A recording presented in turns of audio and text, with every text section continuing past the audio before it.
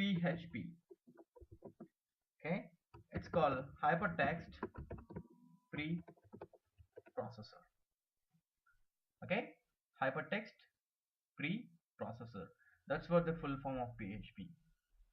So if you go for interviews, people may ask you what. Sometimes people are really crazy. They ask what is PHP? Hypertext Preprocessor.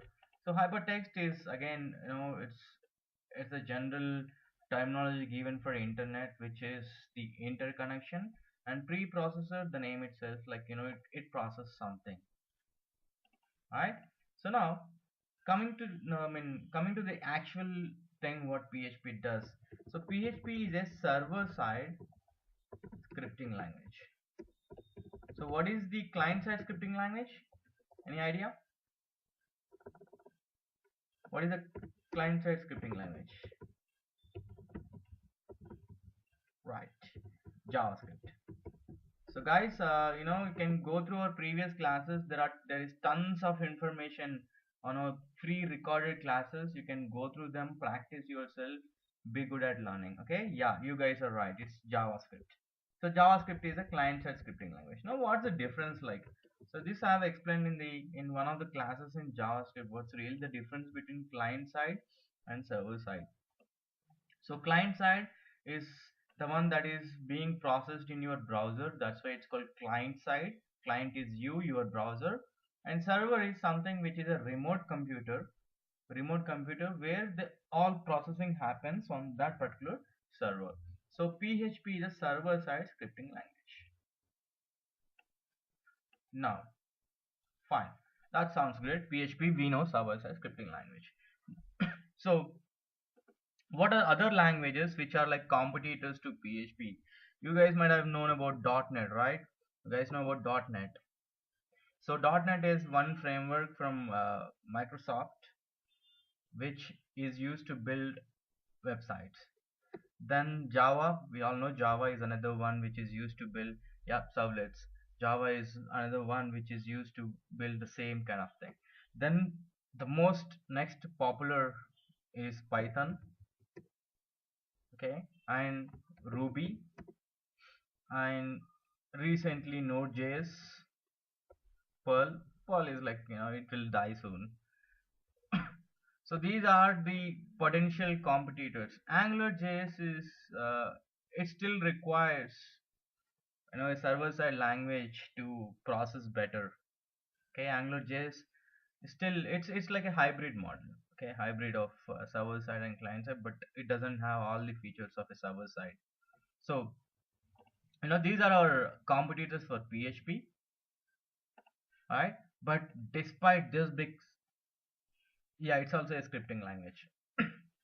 Perl is a scripting language. So PHP has taken its roots from Perl. So that's where PHP has come into prominence. We'll see, this slight history of PHP. Okay. So now when we have such kind of competitors, okay, so why PHP is still popular is the biggest question. Okay, the first and the foremost answer for that is PHP can be integrated with HTML easily. It just very easily it fits into HTML. So all web pages are HTML. If you go ahead and see any web page, take even Google, okay, just view the source, click and view the source. It's still a HTML file because all that browser understands is a HTML. HTML means HTML, CSS, and JavaScript. Okay, so ultimately the final output is HTML. So PHP can be very easily integrated with HTML. And the other part is PHP is a loosely typed language. So loosely means it doesn't have much of complex rules like .NET or Java, where you have to initialize, you have to declare, you have to compile, you have to build, then take the build file, put it on the website. It doesn't have such kind of complexities. PHP is a very loosely typed, like Python and Node.js and Perl, and even Ruby, fine with an extent, but PHP. The next biggest thing right now in today's world, PHP is an open source software. So if you go back to 12 years, if you go back 12 years back, everything is pretty much expensive. If you want .NET, let's say if you want to build a website in .NET, it was very expensive back then. You have to pay Microsoft for the software, for servers, for database. There's a lot of payment involved in it. And back then, .NET developers were very expensive. Forget about Indian scenario. Indian scenario, every time the developer is pretty much cheap. But in US, it was pretty much expensive for .NET or Java to run. But then came the concept of open source. Open source is free for all. You just please use it. That's it. That's called open source. So PHP is an open source software. That means it's released to the public. Okay, you just go ahead and use as you like. So then people started to habituate to these free things. And right now, the cost of setting up a website, right now in this scenario, okay, let me just put that the cost is in Indian rupees. I'll tell you the cost to set up. Okay, uh, 500 for domain. Okay, 1000 for hosting. If you are a developer, it's your time, that's it, it's gone. So 1500 rupees. In 1500 Indian rupees, if you have an idea, let's say a path breaking idea, a game changer, then 1500 and PHP, you can set that up. Right? But if you take the scenario 12 years back, okay, a simple website took almost all 1.5 lakh to set up. So that's a huge dramatic change in terms of cost of setting up. That's the reason every day at least, I guess, this is my wild guess, every day at least 10,000 websites, new websites come into picture, and equal number of websites die. Die in the sense like people just don't continue to run the website, they just shut it down. Okay, so that easy is to set up a website using PHP. And the next important thing, what that made PHP a very popular software is PHP has a huge community. Like, community is people who are using PHP. Almost all 244 million websites. Okay, 244 million websites. Each million is 10 lakhs in Indian scenario. Okay, so 244 into 10 lakhs. How much that would be? 44 crores. 244 crores or 24 crores. Okay, so those many websites are being live in PHP. So with that kind of community, and imagine that kind of community, what they do is, I mean, there's a website called php.net. php.net is a website where you find a huge community, like people using it. If you post a question, they'll answer it. So with this kind of community, it is easy for anyone to pick it up and just take the language, work on it. If you have a question, you go on to Facebook also. There are so many groups on PHP. You just post a question, people will answer it. So PHP has a very huge community, which made it really popular. All right. And the next thing about PHP is PHP can be easily used with Apache and MySQL. Right? So again, Apache and MySQL, what are these two guys? Apache is a web server like your IIS for .NET and Tomcat for JSP. Okay, Apache is a web server. Okay, we'll discuss about what web server's duty is. And MySQL is a database server. Okay, it's a database server where we can store our information. So PHP has inbuilt functions to use with MySQL and Apache pretty much easily. You don't have to really struggle to use these two softwares with PHP. Okay, so that's about PHP. It's really being very popular. There are a lot of people who say PHP is dying, PHP will die. No, I mean, I seriously think these people are .NET or Java lovers or Ruby lovers. I mean, these days, these Ruby guys are going crazy that they say, Ruby is the next big software, next big software. But I say, of all these languages, this guy has a very big user community. With 244 million websites, imagine even if it has to die, there should be someone to migrate them to a different language. So there should be someone who has to, you know, who should dare to maintain them. And Ruby is pretty much costly. Node.js, there is no proper documentation. Even Ruby has no proper documentation. Okay, Python, I say, is a close competitor of PHP.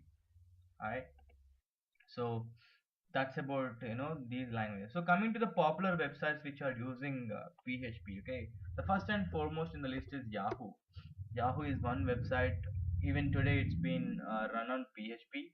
And Facebook started on PHP. Right now, they use a different flavor of PHP. You can Google that, and Wikipedia it says what Facebook is using. Facebook started with PHP. Okay, just imagine the reason Facebook was live in, I guess, in 35 to 46 days. The only reason is PHP. Okay, and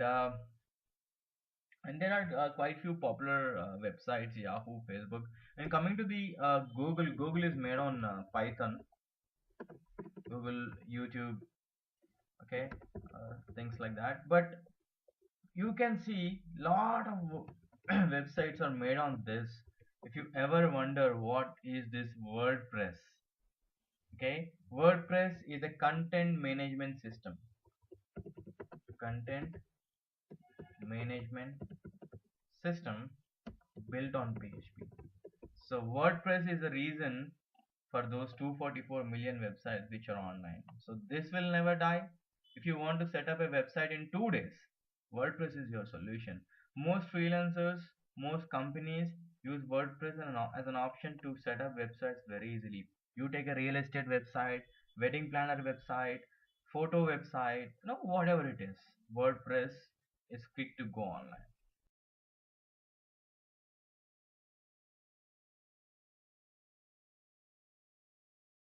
So yeah, now this will be interesting now. So I talked about PHP, I talked about HTML. Now, what is really happening when I hit a URL? Let's say you guys are you went to Chrome, you open your Chrome and say www.tutoslive.com. Let's say you search for tutoslive.com or any website, take any website, google.com or facebook.com, the most popular, right? facebook.com. Now, what really happens here? What is really happening here? Right? That's it. If we know this, we will know. So based upon this topic which I'm speaking now, you'll know how to route things. Okay, we'll see how that routing happens. Now what happens here? Let's see. Assume that this is your browser. All right, assume that this is your browser. That's your what you call address bar. Okay, if you guys know about address bar. So here you type an address www.abc.com. So this abc.com is called domain. I told you, right, 500 rupees you get a domain. abc.com is called domain. Now, just a domain is not sufficient. Just a domain, everybody think that I buy domain, I have a website. No, you should have hosting. This is what I'm talking about. 1000 rupees for hosting, right? GoDaddy. You heard about GoDaddy? GoDaddy is a hosting company. Okay, they give a lot of ads about GoDaddy in TVs. Okay, so GoDaddy is a hosting company. So that hosting company, if you pay 1000 rupees, they give you a space.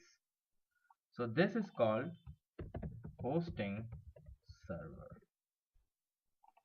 So this is where your code lies. That is the reason it's called hosting. Hosting is like, that's the address for your domain name.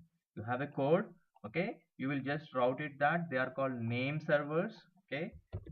So I will help you guys if you are buying your domains and hosting. I can help you in setting up these name servers, okay? Name server is that you buy a domain, you will have a name. So all you have to do is like route this hosting server to this name server so that whenever somebody types abc.com, it will go to the hosting server. Okay, it will go to the hosting server. Now in hosting server, what happens in hosting server? Now in hosting server, every hosting server will have this kind of folder. It's called public underscore HTML. So public underscore HTML is the folder where you can keep your files. Okay, public underscore HTML. So I'll just put it here. And one more thing I forgot to tell you guys, this class is being recorded. If you want to watch it again and again, okay, you can do that at Tutors Live. And class files, notes, everything will also be available. I've priced it at around, it used to be 100, now I made it 50 because I have a person here for whom I have to pay to curate these videos and stuff. So that's the only reason it's priced, or else it would have been free also if I do it. Right? So forget about that. So inside public.html, public underscore HTML, there will be like your C drive, D drive, U drive. There will be a folder here. This is named as ABC. Assume that this is named as ABC folder. So in ABC folder, I'll be having files. In ABC folder, I'll be having my, how to record it? The tool takes care. The tool will record HTML, CSS, JavaScript. I call it as JS. Images, and everything will be here in this particular folder. The tool will record it. We are using a tool here. So this tool will record it. So HTML, CSS, and JS and images. So if your website is a plain HTML, sometimes people call it as a static website. Static website. There are two types of website: static and dynamic. So static website, there is no action going on in there. It's a plain HTML file with some CSS and JavaScript. Okay, no changes will be happening in that static website. So a static website is only HTML. So if your website is only static website, like only HTML, what happens? There is a web server here. There will be a web server. So as soon as you hit, it goes to web server. Web server is usually our Apache. Apache is called a web server. Apache Nginx. Okay, I'll just write different web servers here. You guys might have been known if you're a computer student. Apache, Nginx, Tomcat, okay, etc.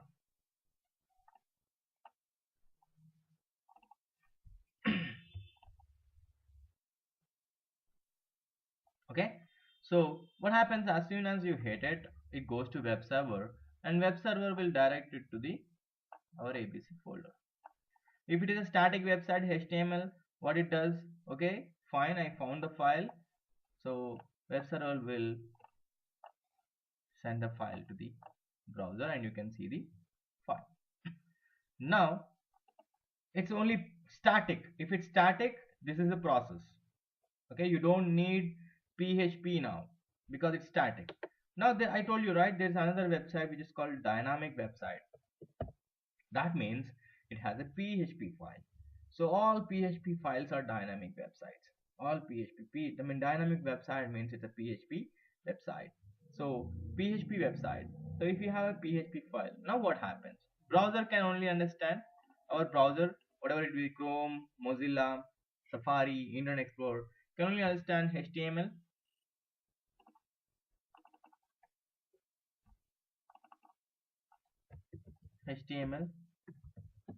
CSS. You can? What you can? I don't understand. Okay. HTML, CSS, and JavaScript. Okay, browser can only understand only these languages. So fine, if it is that language, then our web server will just send them back. It understands, it reads. Now assume that there's a PHP file. You see, sometimes you hit websites index.php, contact.php in websites, www.somedomain.com/index.php, contact.php. Those are all PHP websites. For .NET, it is ASP. It's called ASP. ASPX, I suppose. And for servlets, it's JSP. Okay, for Ruby, I guess it's RB. For Python, PY. Okay, the extensions. So if there's a PHP extension, now say there's a PHP file, what it should do? It will give it to an interpreter. This is called PHP interpreter. Okay, sometimes it's also called as Zend engine. Okay, if it has a PHP file, let's say you are seeking a website which has a PHP file, index.php. Okay, then what happens? Web server will hit the ABC folder and will give it back to the interpreter. So the interpreter, I mean, it comes from here. Interpreter will convert that into HTML. We'll see Zend engine. Tomorrow class we'll see Zend engine, how that really works, why it is easy for HTML and PHP to use. Okay, it converts to HTML because our browser only knows HTML. It converts the PHP code into HTML and sends to the browser. So that becomes a dynamic website now. Now assume your dynamic website is like Facebook. Okay, it's like Facebook. What Facebook has, every time if your friend posts a picture, every time if somebody shares a status, comments on something, you get that in your Facebook wall, right? Newsfeed. It's called newsfeed in Facebook. So your newsfeed. You know what happening over there newsfeed? Every action you perform, if suppose you say, you know, Monica has uploaded a picture and you know PHP is a friend of Monica and he can see the picture over there on his newsfeed, right? And vice versa, if PHP uploads a picture and Monica can see that picture, you know what's really happening? Every action is going into a database. Every action, everything you do over there is going into a database. So if at all there is a database involved, now assume there is a database server, so I call this as DB. Okay, if there is a database involved, what happens? Only PHP can understand the database queries. So the server sends this to PHP. You will get to know in advanced PHP course, not in this course. Okay, so yeah, this DB is called MySQL. So if there is a DB, it goes to the DB, take the data, give it back to PHP, process it, convert it into HTML and give back to our browser. Okay, now sometimes you also see this, you register, take Tudos Live example, you registered, okay, you can't really set your password. A password will be emailed to you, right? The reason for that, you know, I don't want everybody to use Tudos Live with fake emails. If I give password, at least I have to send verification email. So instead of verification email, there are 4 steps in verification. I want to avoid that. I'm sending password to your, you know, your this thing. So saying that, sometimes you have to email stuff. Every class reminder is email. Every update is an email. Okay, if I'm hiring, I'll send as an email. So everything I'm doing using PHP. I'm sending all those emails using PHP. So how that's possible? So that is possible using SMTP. Okay, Smart Mail Transfer Protocol. So you know, using this, I'm sending email. So suppose there is a code to send email. What happens here is that PHP will contact the SMTP. Okay, SMTP will send email to you. And if there is a message saying that email delivered successfully, email failed to deliver, it comes to PHP, process it, sends to web server and sends to browser. Okay, everything is final output is HTML and CSS. Alright, and sometimes you see you can send SMSs also using PHP.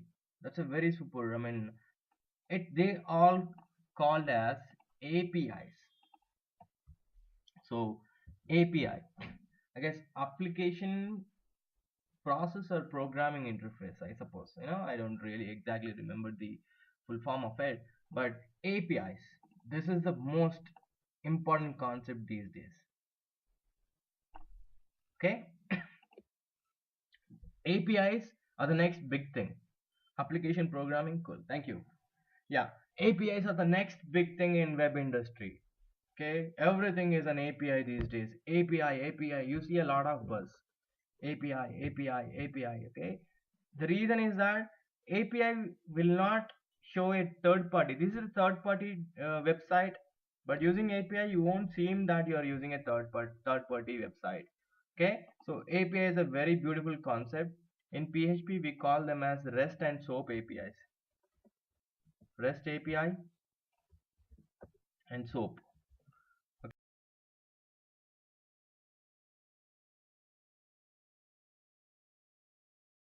Apache. Okay, you can install your PHP. Can install MySQL. Okay, you can install SMTP. You can install Perl, etc. You can do this manually. Like go to Apache website, apachefriends.org, download Apache, install Apache. Go to php.net website, download PHP software, install PHP software. Go to mysql.dev, you will find MySQL software, download and install. Same as for everyone. Okay, you can do the same. Now, this is like you should be really good in doing all individually, right? You should be really good. So for that purpose, uh, some company, I guess it's again apachefriends.org, what they have done is they have taken all the softwares and made it as a package. Like you install MS Office, you get MS Word, MS PowerPoint, MS few things related to Microsoft Office. Just like that, okay, Apache Friends has taken everything and started giving it as a bundle, okay, a package. That package is called LAMP or XAMPP or WAMP or MAMP. Okay, there's an extra P here. Extra P can be anywhere. Okay, so now coming to here. So here A stands for Apache in everything. A stands for Apache, M stands for MySQL, P stands for PHP, and the extra P is Perl. Okay, now as Avinash asked, like what is LAMP, XAMPP, WAMP, and MAMP? Now, as I told you guys that server is a CPU, right? Server is a CPU. So what do you do when you buy your computer for the first time? What do? You install an operating system. So operating system you have to install. So what kind of operating systems we have? We have Windows, the most popular. Then we have Linux or Unix. Then we have Mac OS. Okay, and there are other flavors, the different flavors of it, but the most popular ones are this. So now you can see WAMP, Windows, Apache, MySQL, PHP. LAMP, Linux, Apache, MySQL, and PHP. MAMP, Mac OS, Apache, MySQL, and PHP. Right? So based upon the operating system, the folder structure, the settings are different in different operating system. So they started giving separate softwares like LAMP, MAMP, and WAMP. But over a period of time, what they thought was that, okay, hey, why not we do something for all? Like, why should we separate everything LAMP, WAMP, and MAMP? Okay, let's give every same software for everyone. So X here, the same Apache, MySQL, PHP, Perl, and X stands for cross platform or operating system. So right? I mean, X stands for crossroads. You say cross is like X is for cross. So that X stands for cross platform or cross operating system. Now you got the difference. So why we call LAMP Why, I mean, why did I say lamp? Okay, now why lamp? This is an interesting question. Now if you come here, Windows, is it free? Windows, is it free? Can you guys tell me, is Windows free? Don't say that you install it from your friends and it's free. No, it's not free. It's a very expensive software. That's why Bill Gates is the world's richest person, because Windows is a very expensive software. Now coming to Mac, is this free? Absolutely no. Okay, but come to Linux. Come to Linux. Linux, free. PHP, free. Apache, free. MySQL, free. Right? So LAMP is the most famous, most what you call popularly used package on servers, because all servers are Linux based servers.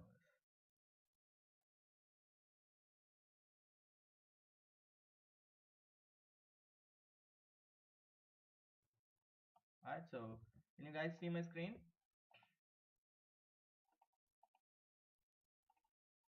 Yes?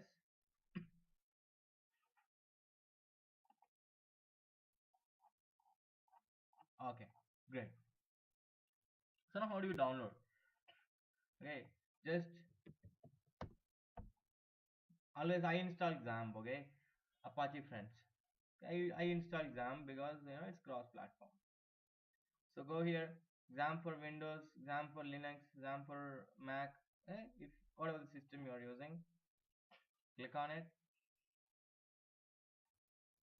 The download will start automatically. If it doesn't, click here. Let's see. It might start.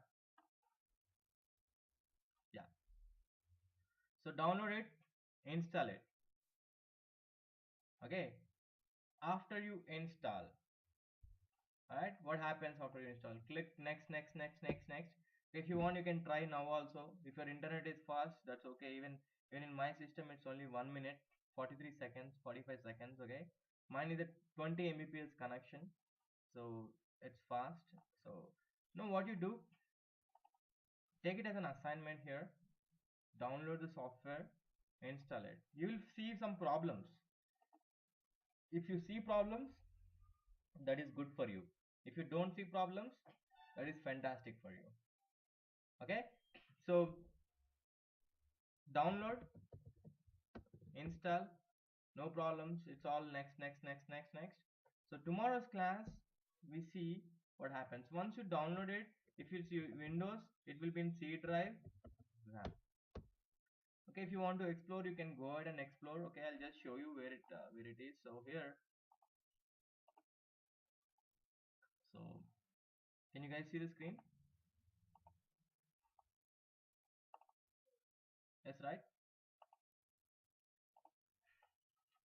So in C drive, okay, like this, it will be like this. Okay, exactly like this. And you will see this icon. Okay, this icon on your desktop. Okay, don't worry, it is XAMPP icon. Control panel it is called. So install this. These are the softwares will get installed using XAMPP. You guys can see the screen, right? Okay. So take it as an assignment. Install. Come tomorrow.